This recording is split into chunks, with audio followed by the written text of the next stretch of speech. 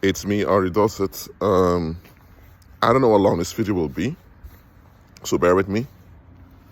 5 years ago, I made a video. It was an audio message explaining that nosy people are actually quite intelligent by being nosy. I repeated the same message, not in the exact same way, but I explained this again 1 year ago. That means 4 years later. And now I want to explain it again. And I'm going to add a little bit to it too.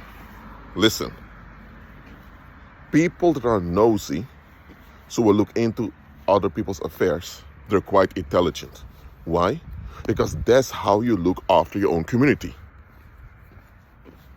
I mean, if every human being only focused on their own ease, about eating, drinking, going to the toilet, brushing their teeth, washing themselves, getting their paycheck, if they only focus on their own ease and didn't regard anyone nor anything around them, I'm sorry, nothing will be able to function.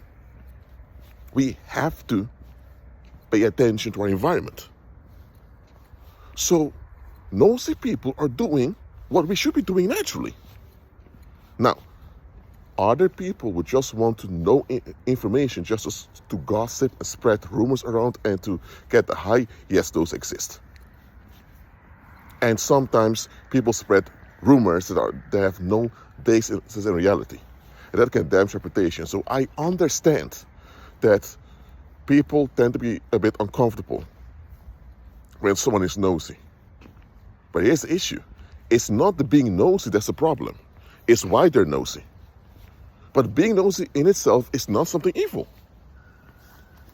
Okay, so for example, imagine someone went missing. There are flies everywhere. And now you have the police that comes to investigate the missing persons case. Because the police examine the situation and the situation is suspicious. The employer of the individual reported the individual missing because the employer said, my employee is always on time, he's always loyal. Some of the relatives see is often even strangers, outsiders on the internet can say, this case is weird. So let's say when the police comes in the neighborhood asking about this individual that's missing. And guess what? Nobody knows anything. Oh, he's missing? Oh, horrible. Everyone is so surprised. Do you think the police officer is going to fall for this? No. He's going to think, really? So let me get it straight. This is what the police officer is going to think. Let me get it straight. This guy went missing, or this woman went missing. They lived over here on this address. They went to the supermarket in this neighborhood. They did the grocery in other places also in this neighborhood. They drove their car in this neighborhood. They spent a lot of their time in this neighborhood. They even worked and were employed in this neighborhood. And suddenly, they're gone and nobody picked up anything? So, you guys all know who it is I'm talking about. So if you know what I'm talking about, that means you knew he or she existed. So you also noticed things about them. You mean tell me you didn't notice anything? It's straight bullshit, I'm telling you. When something bad happens, or when a scandal comes out and nobody around knows anything, they are lying to you. They're flat out lying to you. They don't want to open their mouth and say what's up, because then you're going to ask, okay, why didn't you open your mouth earlier? Why, when you noticed red flags, didn't you intervene? You could have made anonymous calls, or you could have given hints. You could have done something to prevent this bad outcome. Why didn't you do it? Okay, now they can't talk anymore, because they know they cannot justify that attitude. They can't justify it at all. For example, let's use an extreme example. Let's say you were sexually molested as a child, for example. This guy molested you for years. Eventually, when you're older, the guy is arrested. He goes to prison.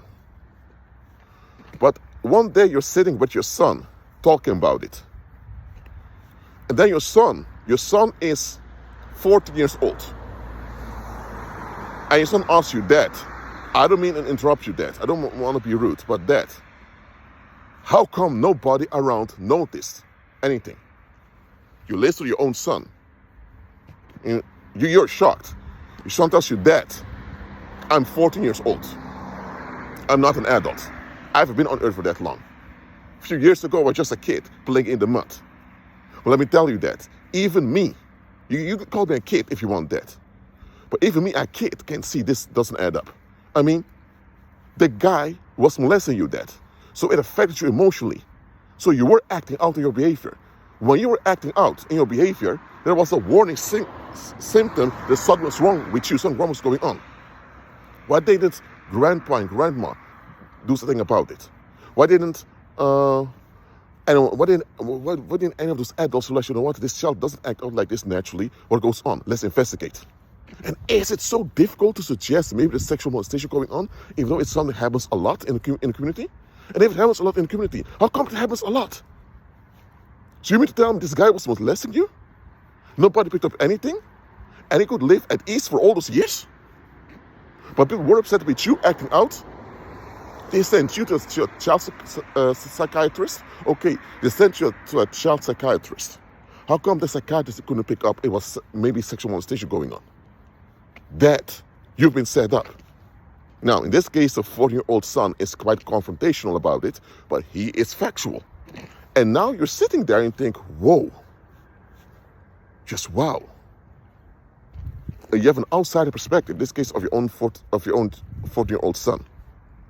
14 years old, and he can clearly see the situation, what it is. He clearly sees you've been set up. Now, in this case, who were the bad guys here? Okay, the child molester was the bad guy, absolutely. We don't have to discuss that. I mean, it's obvious he's the bad guy, okay? But question, who were the real bad guys over here? You have a child molester who's getting close to a child. And no child molester just jumps on the child. Child molesters, they examine who the children are, who are neglected, and where they have easy access to. A child molester is not going to risk going after a child that may get them caught. They're going after a child that's easily accessible towards them. So that means that he also is accessible to the adults around the child. That means that the adults around the child were neglectful. So, in this case, the child molester got away for years and he lived at ease for years. So the bad guys are the people of that community. It's impossible that a child is being molested because the child will act out. It's impossible such things happen and nobody noticed anything off about any of the adults. Just, come on, it doesn't happen. For example, if you go out for a weekend, you and your family, and you come back, a whole house is empty. They emptied your whole house. And none of the neighbors noticed anything. Well, all of them stayed at home, none of them went a weekend away. Everyone's going to say, listen, it's bullshit. These people stayed at home. They didn't go away for a weekend. You mean to tell me your whole house has been emptied by burglars? I mean, it takes a lot of effort to empty a whole house. You need to carry the goods outside of the house. You need to put them into a truck or whatever. You mean to tell me your whole house has been emptied by criminals and none of the people in the neighborhood who stayed at home notice anything? Everyone, you would immediately say it's bullshit. Well, look, this mind your own business attitude that they teach you in the world is narcissism. What they're actually telling you is, listen, don't mention anything uncomfortable. Because once you mention something uncomfortable, we have to face it. We don't want to face it. So keep your mouth shut. Oh, and by the way, once you mention something uncomfortable, you need to do something about it. You don't want to do that either, right? So you want to be left alone, we want to be left alone, so keep your mouth shut. That's what it comes down to. This whole mind your own business attitude, it is why there's still evil going rampant in the earth right now. So, You thought nosy people are bad? So you thought nosy people are bad? Because their behavior is uncomfortable towards many? But people who have this stingy neglect are fine? Hold on, let me get this straight. So people with a stingy, narcissistic, neglectful attitude are fine, but the nosy individual who rightfully notices something off and goes in on it, they're evil? I'm sorry, what type of logic is that? Okay, now we come to this topic of people pleasing. A lot of people say, don't worry what others think about you. Or some people say what others think about you is none of your business. They say what others think about you has nothing to do with you. Don't stop caring what others think about you. Some even say that says in church that worrying what others think about you is pathological. Worrying is pathological in itself, that's correct, but they even go as far as to say that people pleasing is a spirit, is an evil spirit. Hold on. If people pleasing is an evil spirit, that means everyone out there is a devil worshiper. Because everywhere you go in the world, people are rewarded for people pleasing. If you obey the traffic rules, people give you a pat on the back for contributing to safety on the road. If you go to a 9 to 5 to earn your income, and you're not on the streets robbing people, people give you a pat on the back. Or it gets even worse. If you don't please people, so if you do things people don't want, in the best case scenario, they just walk away from you, they ghost you, and they leave you intact. But often, when you don't please them or you refuse to give in to what others want, they make life hard on you by labeling you as rude or by blacklisting you, or they begin to put psychic violence on you, or witchcraft, black magic on you, or they begin to avoid you, socially exclude you. So this is just similar to murder, or they flat out go the legal way to sue you, or to put you in prison, or give you a fine, whatever. And they're the extreme case where they just flat out kill you. So if pleasing people is an evil spirit, why is everyone in the world operating according to this evil spirit then, including believers? Why are we teaching children to obey and to listen if pleasing people is an evil spirit? So the whole statement that pleasing people is an evil spirit, I'm sorry, but it's quite retarded, quite dumb. The whole saying that what others think about you is none of your concern, I'm sorry, it's evil. How others think about you will affect you. Anyone with a business out there understands your reputation as a business owner affects whether people want to come to your business or not. Why do you think that if you work for McDonald's or you work for Microsoft or British Petrol, any corporation out there, or when you just employ for someone else, they expect you to conduct a certain way? Because the way you conduct as an employee, you are a reflection and representative of the company. So if you behave in a dishonorable way, people can associate your dishonorable behavior with the company. And because of that, they're going to feel uncomfortable with the company, and we can avoid the company. That's why almost every employment contract out there has a section about the code of conduct. And these days, with the existence of social media, they even expect you to be cautious what you post on social media outside of work. Why? Because reputation matters. How others think and feel about you, it matters. I mean, let's say you're at an airport, and let's say you're from African ancestry, and now you have the border patrol doing a check on you. But hold on a minute, they didn't do a check on any other passengers. Why are they doing a check on you? Because in their minds, you from African ancestry are more likely to commit a crime. That's how they've been raised. They've been raised in a racist way. So that racist program they received when they were growing up is still in them. So they think about you in a negative way and they're acting on it. And because of that, now you spend a half hour longer at the airport and you miss out your train connection. So in this case, how others think about you affects you. Or let's say you apply for a job and you're from Moroccan ancestry But in the country where you live, there's a stigma around Moroccans. The Moroccans are often involved in criminality. And guess what? Because people don't want their business to be associated with criminality, they don't hire you. You're qualified for a job, everything, but you're not hired. So now you're missing out on income. You're missing out on opportunities in life because of how others think about you and the group you belong to. So what others think and feel about you, it matters. So people pleasers, I'm not talking about toxic people pleasers. Toxic people pleasers have to repent. They have to be delivered. But people pleasing by itself, it's smart, effective, and it's practical. I mean, you would not want to be around someone who disregards you.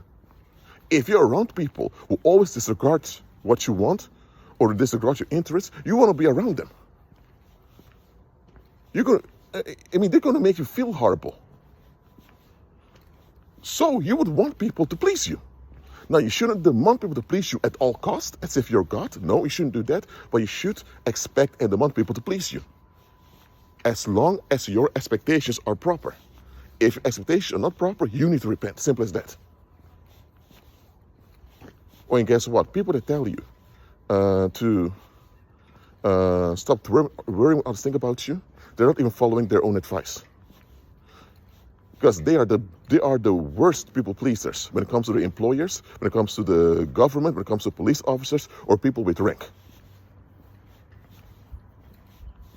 So they're only stingy towards people they can get away victimizing. Simple as that. Now, about people pleasing and about nosy people. I'm not saying that pleasing people is something you should do 24/7 without any regard to the context. I mean, if you're walking down the street and you have this guy looking at you all the time in a weird way, and he begins to call out to you, you feel uncomfortable, you feel like something's off, don't please the individual by talking to him. Just keep going. Just tell him you're busy, keep going. You're doing the right thing doing that, because obviously something's off about the context. Okay? If one of your parents calls you and your mom or dad has this toxic attitude of always complaining, you're not going to pick up the phone and please everyone in your life by being so-called honorable towards parents who are not honorable.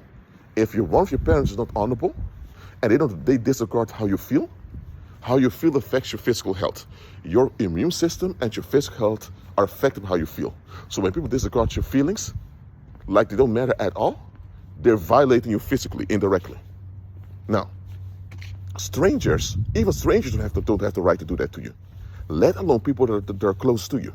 So if you have a parent who's dishonorable, stop pleasing church, stop pleasing society at your own detriment. In this case, you're not going to go off at your parent. You're going to peacefully say, Mom, Dad, sorry, you hang up now, I need to do something else. See what I mean?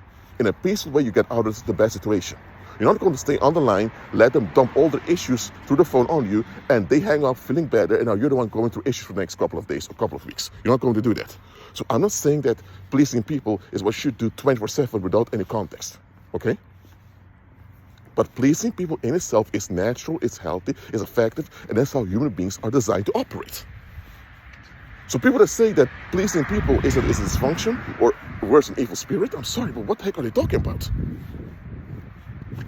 Also, people that say that being nosy is wrong or evil, I'm sorry. Being nosy just to get attention at everyone's expense, okay, that's wrong. But being nosy in itself, there's nothing wrong with that. So you mean to tell me you're perfectly fine with people neglecting you? Really? Look, neglectful people get upset when they're neglected by others. But they neglect other people all the time. You cannot live in your own small bubble disregarding everyone else around you. That's wrong, it's evil. You ought to be interested in the people around you. I'm not saying you have to be fully interested in them. You have to give in to everything they want. For example, if you're married, you're not going to give in to sexual longings of your neighbor, for example. Or if you have children to look after, you're not going to give in to the desires of people for you to just come to a party all the time. So what I'm saying is, look, Being interested in other people does not mean you go full into everything they want and desire. It simply means you realize they matter too. You matter, they matter. And you treat them as if they matter, because they do matter. By doing that, you're doing your part. But it surprises me how many people refuse to do their part. But when the same is done towards them, now suddenly they're so angry. Suddenly they're crying out to God. Suddenly they are a holy victim. Come on now, really? And I want to end with this. Oh, I've been over for 20 minutes now. I want to end with this. If you are in a community where you cannot address warning symptoms, get away from that community. Again, I'm telling you, people pleasing is natural, okay? But that doesn't mean you have to be people pleasing all the time. If something is off, or there's danger, in that case, you ought to be blunt and confront the situation, saying, hey, listen, this something's wrong over here, or this goes way too far, or this can be risky. If you live amongst people and you even feel uncomfortable addressing something like that, I'm not talking about personal boundaries or restrictions you cling on to. I'm not talking about that narcissistic, subjective stuff. I'm talking about objective danger. If you notice objective danger, you notice something can go wrong, and you highlight it, and people give you backlash, I'm telling you, those are narcissistic, dangerous people. They're delusional. Look, let's say you see your neighbor, and your neighbor is married, but you keep singing with this other woman. So one day you talk to him, and you tell him, yo, I was singing with this blonde lady last time. He thought, oh, that's a colleague of mine. But you think to yourself, a colleague, really? Outside of work hours that often? But you didn't confront him with it. You go and tell your parents about it, or you tell other people at church. You tell you, oh, mind your own business. Other people pick up also that, oh, something's off here. The guy's like cheating on his wife. So they can also envision this is going to turn out ugly when this comes out. You're going to have a broken family. You're going to have family in law is going to be upset. So they all can see if this comes out, it's going to be horrible. And none of them want to be troubled or bothered by the bad situation. So they tell you, mind your own business. And guess what? Few months later, the wife goes missing. Long story short, the husband and his lover killed the wife. Guess what? Months ago, when you picked up, hold on a minute, this husband is after this other woman, and you called it out to the community, what did they tell you? Shut your mouth, mind your own business. No, the community said, what? Is he cheating on his wife in our community? Is he being sexually harmful towards himself and our community? No. If he has issues with his wife, okay, they can resolve that together. But you're not going to violate the community sexually by breaking social trust, because what he's doing is going to harm the social trust in our community. They should have addressed the man, not fully in public to humiliate the man, but they should at least address him and dealt with the situation and tell him, listen, if you want to divorce your wife, divorce your wife. But don't do this in our community. They should have shown the man, listen, you're part of the community, she's part of the community. What you're doing is harming the community in the long run. We don't take that. You either divorce this woman or you're going to therapy to work this out. The community should have made true to that wife that they are a worthy community, that they are safe and trustworthy people. But the fact they picked up her husband's likely cheating and they kept them on shut because they want to be left alone, they've revealed to be untrustworthy and dangerous because they enabled a bad situation that eventually became fatal to that woman. Even if that woman was not killed by her husband. Let's say they had children together. The children grew up traumatized because of domestic violence at home, whatever. Now you have adults with evil spirits attached to them, adults with mental issues walking around. You see what I mean? Look, you shouldn't be confrontational, blunt into people's face like that. No, that's narcissistic. That's actually violence. Because you should be considering other people's feelings. Because remember, feelings affect people's physical health. I'm not saying that because you consider people's physical health, you have to give in everything people want. Okay? No. There are times you have to politely and peacefully decline things. Decline things is perfectly fine. But just going off at people, being blunt, just saying no without regarding them, that's wrong. But here's the thing. there are times you have to be confrontational. That means when you're dealing with actual danger. If you can't be confrontational when you're dealing with danger, get away from that community. Whether it's your parents, or if it's your spouse, you may have to get away. You may need to end the marriage, maybe. Or if it's your parents, calm down. If you're still living with them, just avoid it in a practical way. If you're not a minor anymore, you can just move out of the house. Where you notice people are untrustworthy and dangerous, stop second guessing yourself. They've shown to be untrustworthy and dangerous. So stop second guessing what you've seen. Stop second guessing what they've shown you. They've shown you by their actions over and over again, they're untrustworthy and dangerous. So for you to suppress this knowledge that they've revealed by their own neglectful behavior, that's on you. You shouldn't do that, because now you're part of their neglect. Admit to yourself what they are and avoid them. Simple as that. Because you being involved with them is going to put you and others at risk. And you also will be lying to other people by pretending like they're okay people while they're not. Again, people pleasing is fine. Being nosy is fine. Because you have to look after your community. If you pick up danger or a situation that can end up bad, and you hint to people, we need to do something about it, and they either dismiss it, or they gaslight you, but act like you're the crazy one, or they flat out attack you, now you know they're untrustworthy and dangerous. Such delusional people do not deserve a place in your life. Such delusional people should even be out there, on the loose, in relationships, in jobs, doing all of that. But unfortunately, that's how many people of our species are. So, look, walking by faith also implies using the common sense and natural sense that God has given to you. When people reveal how untrustworthy and dangerous they are, okay, submit, admit it, and quit the denial. That's what they are. All right? So, again, keep on with Christ. Keep your eyes open and examine what you're dealing with. Because a lot of you have to face what you're dealing with. Okay? Be at peace.